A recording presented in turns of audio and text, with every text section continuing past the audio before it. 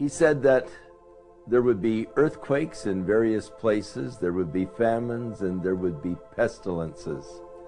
Of course, we see that there are major earthquakes that are increasing at an alarming rate in the last few years. Earthquakes of great magnitude.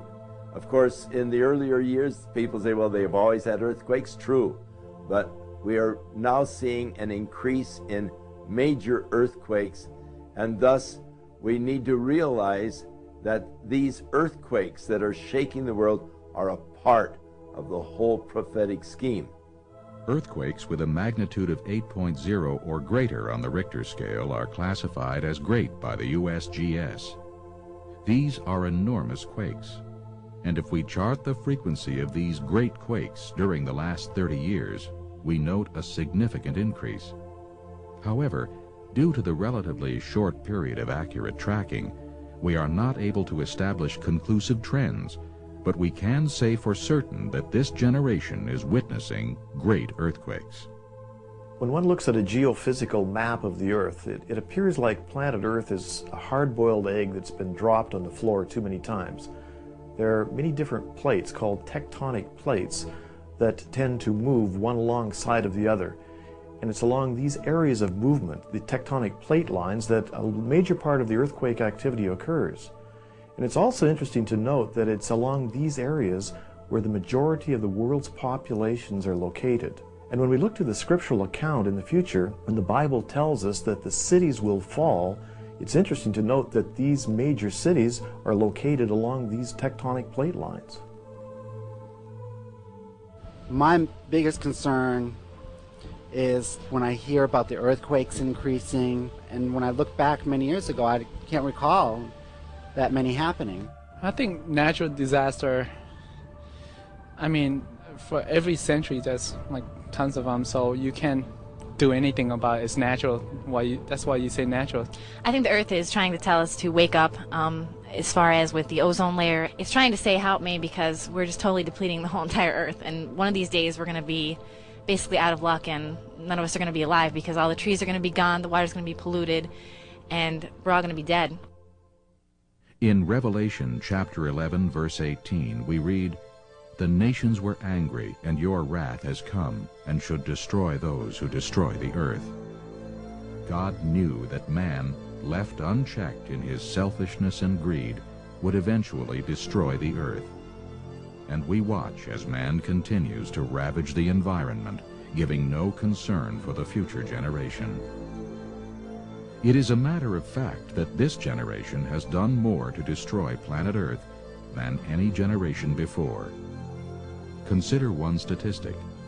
According to Al Gore in his book Earth in the Balance, we are exponentially destroying thousands of animal, bird, and fish species each year. This destructive trend began during our current generation. We're seeing some catastrophic environmental effects in this country with wetland loss and topsoil loss. Scientists know very well today that atmospheric carbon dioxide is increasing very significantly. We know with certainty that the burning of fossil fuels is causing significant damage to the Earth's biosphere. By the time we get into the middle of the next century, a magnitude of heat wave or a drought that we might have only experienced once in the 20th century, we might be experiencing once every 10 years. This generation is witnessing tremendous environmental destruction, not due to population growth, but rather to a selfish and gluttonous society that has polluted our water, air, and land, all under the banner of progress and advancement. One of the concerns that we have with the depletion of the ozone layer is that we know that ultraviolet radiation increases, and that ultraviolet radiation actually causes skin cancer. And it's interesting, according to the Bible, in the book of Revelation, that the Bible talks about sores breaking out on the flesh of people. So certainly it's a possibility that this very scenario that's taking place is preparing us for something which is yet to come. Of course, if there were a major exchange of nuclear weapons, this would dramatically decrease the ozone blanket that protects and shields the earth, and it would be even more dangerous for people to have any exposure to the sun. Already we are having skin cancers and so many problems that have developed because of the increased radiation now, but it's going to increase even more according to the prophecies in the book of Revelation. International initiative is needed to seek new solutions for ozone depletion and global warming and acid rain. The concentration of carbon dioxide in the air has increased by over 10% since 1958 and by nearly 25% since the Industrial Revolution. Without ozone in our atmosphere, I would probably need a sunscreen protection factor of 500, and probably even that would not be enough. Concerning the very last days, we read in Revelation chapter 16, "Then the fourth angel poured out his bowl on the sun, and power was given to him to scorch men with fire. And men were scorched with great heat. They blasphemed the God of heaven because of their pains and their sores, and did not repent of their deeds." Without the ozone layer protecting us, we would literally be scorched. Add to that the continued trend toward global warming and the greenhouse effect, and it's not difficult to see how this prophecy might soon be fulfilled.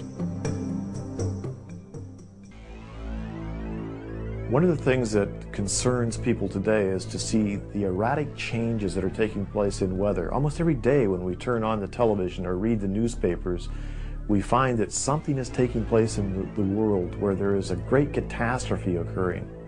These are exactly the kinds of things that Jesus talked about, the warning signs which would indicate that the time of his return was soon.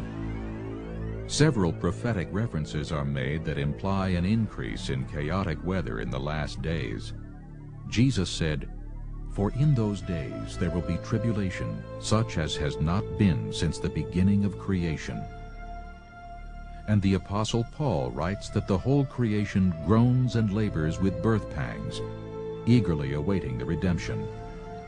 Just as a woman's birth pangs increase in frequency and strength as the time of delivery draws near, so too, the Bible tells us, the creation will groan and labor with increased frequency. Even the Apostle John in the book of Revelation writes of noises, thunderings, lightnings, earthquakes, hail, and fire during Earth's final days. The following quote was taken from the December 1994 issue of World Watch, a collection of press